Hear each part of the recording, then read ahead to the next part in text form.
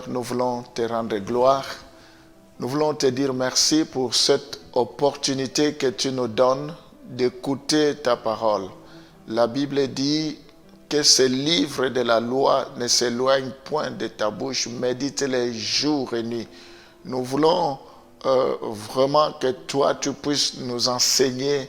Nous voulons que toi tu puisses nous instruire, que toi tu puisses nous conduire. Toute écriture est inspirée de Dieu, utile pour corriger, pour enseigner, pour instruire. Nous voulons atteindre la stature parfaite. Nous voulons te ressembler tel que tu es, tel que nous sommes.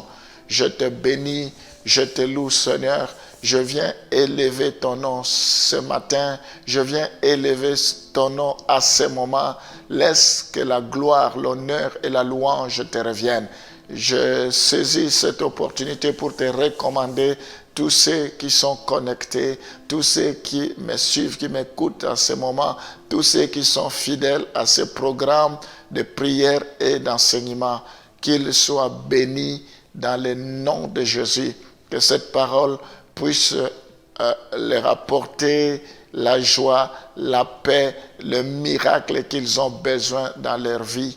Au nom de Jésus, nous t'avons ainsi prié. Amen.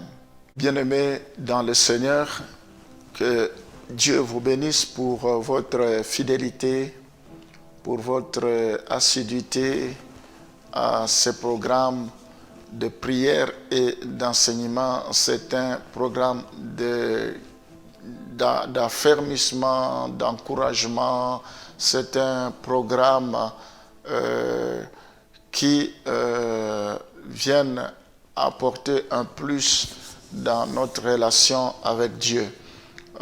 J'aimerais commencer un autre thème très important avec vous pendant plusieurs séances, comme nous en avons l'habitude. Je vais parler de comment connaître la voix de Dieu, comment on peut entendre la voix de Dieu.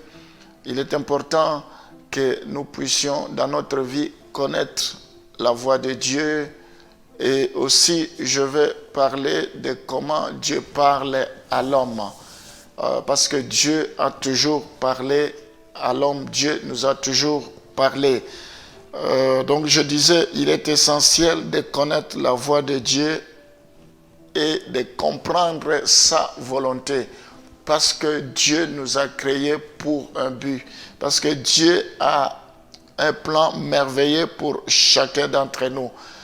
Nous devons connaître sa volonté, nous devons l'écouter pour prendre des décisions, parce que la vie est faite de décisions. Quelle que soit la décision que nous pouvons prendre, petite ou grande, elle va influencer toute notre vie. C'est pourquoi, en tant qu'enfants de Dieu, nous ne pouvons rien faire sans chercher la volonté de Dieu. La Bible dit « Malheur aux enfants rebelles qui prennent des résolutions sans moi ». Nous allons lire le premier passage dans Jean chapitre 10, le verset 14. Jean chapitre 10, le verset 27. Le verset 27, c'est le premier passage que nous allons lire. On va lire Jean chapitre 10, je m'excuse, le verset 14, le verset 16 et le verset 27. Voilà. Je connais mes brebis et elles me connaissent. J'ai encore d'autres brebis qui ne sont pas de cette bergerie. Celles-là, il faut que je les amène. Elles entendront ma voix et il y aura un seul troupeau, un seul berger. Le verset 27, c'est notre verset clé. Mes brebis entendent ma voix, je les connais et elles me suivent. Gloire au Seigneur. Dans ce passage, nous voyons que Jésus-Christ est le bon berger. Nous, les enfants de Dieu, nous sommes comme des brebis. et chaque troupeau a son berger.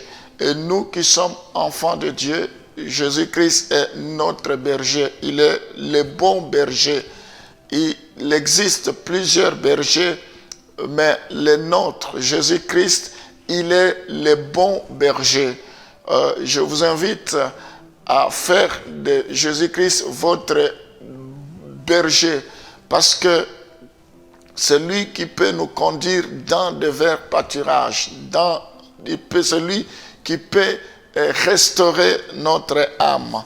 Donc, dans ce passage que nous venons de lire, nous voyons que Jésus est le bon berger. Il dit, je connais mes brebis et elles me connaissent. Jésus-Christ connaît ses brebis. Jésus-Christ nous connaît. Jésus-Christ connaît chaque brebis qui lui appartient. La Bible dit, l'Esprit de Dieu atteste que nous sommes enfants de Dieu.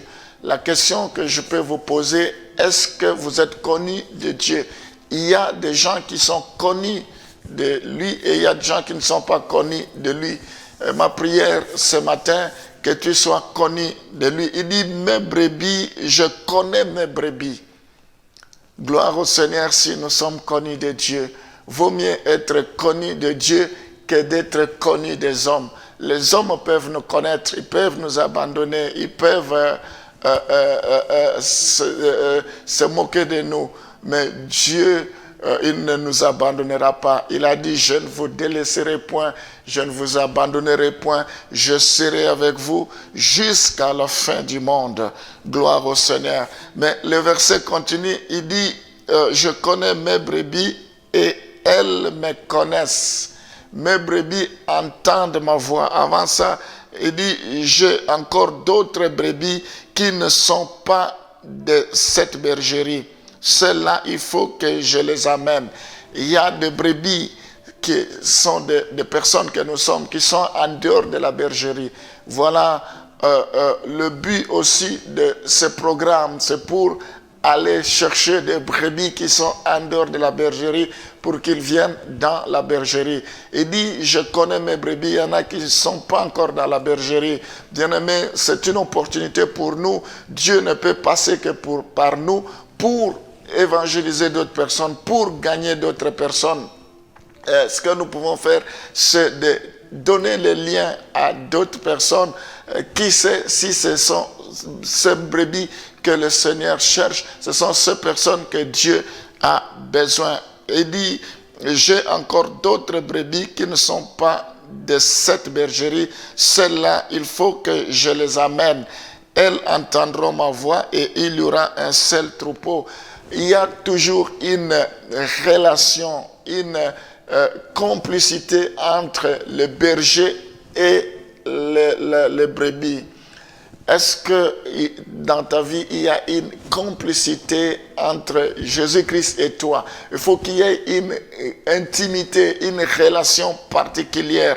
Alors la Bible continue en disant, mes brebis entendent ma voix, je les connais et elles me suivent. Gloire au Seigneur.